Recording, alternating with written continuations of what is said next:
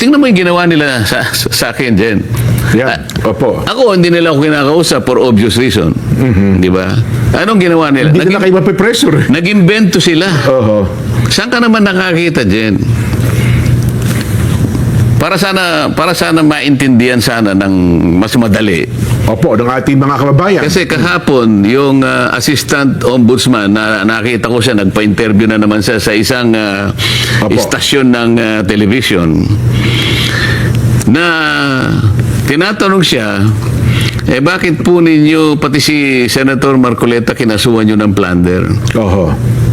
Kasi po kahit ako, parang hindi yata yun kasi contribute. Yun ang tanong sa kanya, Yun naman, donasyon ng mga kaibigan niyang Hindi private naman pera funds ng naman gobyerno yun. yan. Tapos sinabi niya, hindi, kasi kahit private funds kasi, kapag yan ay binigay na merong pangako o kung ano man pabuyang parang ibigay niya dahil meron siyang opisina, ganyan. Sabi nila, sa Makatwid kahit po pala pribadong pondo. Oo. Na kapag may pangako, may ganyan, ano. Oo. Yan po pala'y plunder. Oo, sabi niya gano'n. Bigat, ano? Oo. Ang nakakapagtaka doon, Jen, wala man lang siyang nasabi kahit konti. Kasi kailangan mong establish ito Siyempre po, establish mo yun. Oho. Kung walang kaugnayan yung pondo doon sa sinasabi mo, baka nag-speculate ka lang, baka inaakala mo lang, baka nangako ito ng kung ano-ano, na maaaring sa pangako na yon merong madadamage ang gobyerno, Ayan. o madadamage ang serbisyo na para sa mga tao. Yan ang, kasi pagka ganun, corruption yun eh. Ayun, opo. So, opo. kinakailangan mong i-establish yung connection nung pagbibigay nila ng tulong sa iyo, dahil kampanya kasi ito, Jen, ito yung sinasabi ko campaign yan. Ng mga panahon kailangan mong ikonekta. Pinakikinggan ko siya, wala man lang siyang masabi na koneksyon. Pagkatapos, bumalik na naman sa iba. Alam mo, ang plunder kasi, kaya mas marami yung napagtatalo kami, sabi siya. Mahirap kasi kanyang i-prosecute ang plunder. Kaya, alam mo kasi, pag plunder kasi, corruption yan, katiwalian. Talagang wala kang makitang resibo. Wala kang makitang paper trail. Opo. Ganyan, kasi plunder nga raw, Kaya napakahirap talaga. Opo. Ngayon, ang sinasabi nila, siya inamin niya eh. Siya mismong nagbigay ng katibayan. Sa palatuntunan natin ito, sabi niya, parang admission against interest. Tingnan mo itong mga taong ito. Siguro para sa mga kababayan nating nag-iisip. Si Senator Marcoleta, kumandidato ng 2025 election, may kaibigan siya, tumulong sa kanya. Nagkataon kasi yung mga tulong na binigay ay wala pang campaign period. Hindi pa po. Pero yung tulong na yon ay sakop ng election period. Ang election period kasi, Jen, ay 1 year before the election. So, isang taong singkat yun, ano? Opo. Pero yung campaign period, magsisimula ng February 11. 90 days ata national. Hanggang 90 days yan. Opo, 90 days. Hanggang sa ikaw ay manalo na, ano? Ngayon, so sabi ko, ang trato ko dyan donation kasi wala pang campaign period. Opo. January. Ang campaign period kasi February 11 ang umpisa. Opo. Dapat kapag binigay during the campaign period, contribution. February 11. Ngayon, ito nang submit ako ng SOSE, liwanagin natin para makita ng mga kababayan natin. Doon sa SOSE ko, sinabi ko, ang aking expenditures, yung ginastos ko, sa kampanya. 112 million pesos. Opo. Okay. Ngayon, sinisita nila ako, paano ka makakagasta ng 112 million? Tiningnan nila yung SALN ko, yung net worth ko is only 52 million. Mas malaki ang yung ginastos mo. Tingnan mo na. Ito lang ang pera niya. Saan siya kukuha ka ng 112 billion? Ng 112. Sabi ko, hindi mo na kumikibo nun dahil hindi ko na pinapansin noon, di ba? Opo. Nung magpasya na ako mag-explica sa COMELEC dahil sa binigyan ako ng parang isang magpaliwanag ka, sabi niya. Opo, ipaliwanag niyo po yung side niyo. Hinangan ako ng kaukulang pagpapaliwanag. Show cause order ang tawag doon, Jen. Opo. Hindi pinaliwanag ko na na-receive ko po itong donation sa 3 kaibigan na nagkakahalaga ng 75 million. Yes, opo. Siniyasat nilang ganon. Sa batas kasi natin, sabi kong ganon, at yun naman ay pinagpasyahan ng Korte Suprema, kapag labas sa election sa campaign period, Campaign period, opo. pwedeng donation yon. Okay? Opo. At sabi naman ng Supreme Court sa kanyang pagdidesisyon, hindi pa siya kanya kandidato noon. Ayun.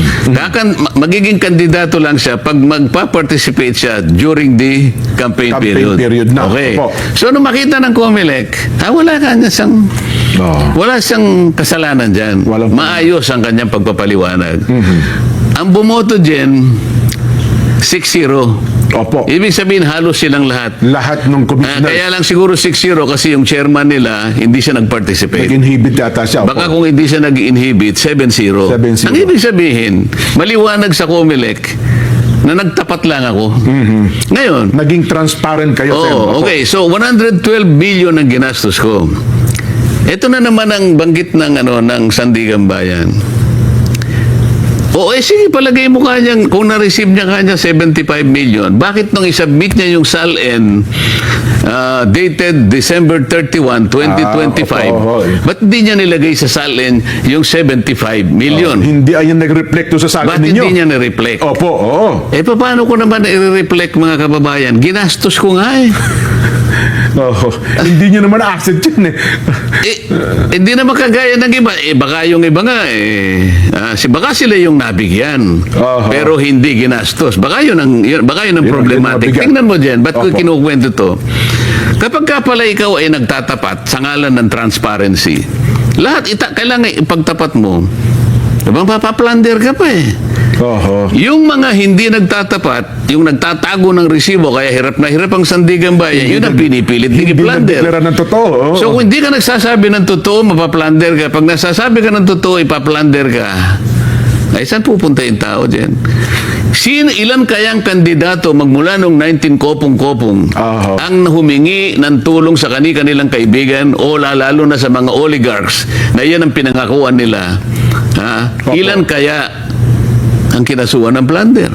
Sa contribution dyan, ngayon Oho. lang ako nakakita sa kasaysayan ng National Prosecution Service na pati yung contribution, Oho. tulong ng mga kaibigan, ikaka-plunder mo pa. Wala pa bang mga naunang kasong ganyan din? Wala. Ito lang talaga, first time. Wala. ito. Alam mo ba- Mukhang test case pala ito, no? Alam mo pati yung mga estudyante ng batas, Oo, ng mga nagtatawan law eh. students, ano? Alam nila yung elemento ng ano eh. Oo. Pagka sinabi mong plunder, merong elemento yun eh. Yes po. Kailangan mong i-connect dun sa korupsyon, dun sa damage sa gobyerno. Kunyari, may project, may kontratang gobyerno, palagi mong kinukonect dun eh. Oo.